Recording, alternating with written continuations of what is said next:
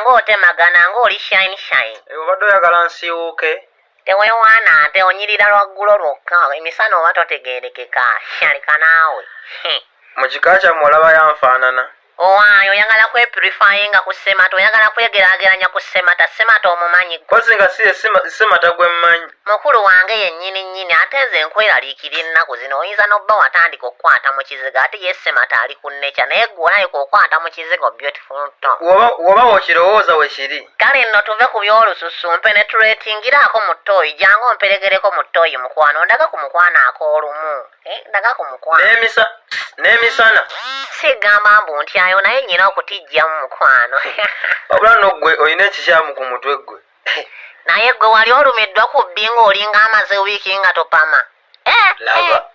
Bannaye ze simanyi na kumanya oba wamma pizza fragment. Naye wenfuluma wano sigenda kudda nze nkubuulira. Okumakya wasibye ebintu ogamba ogenda togenda. Genda.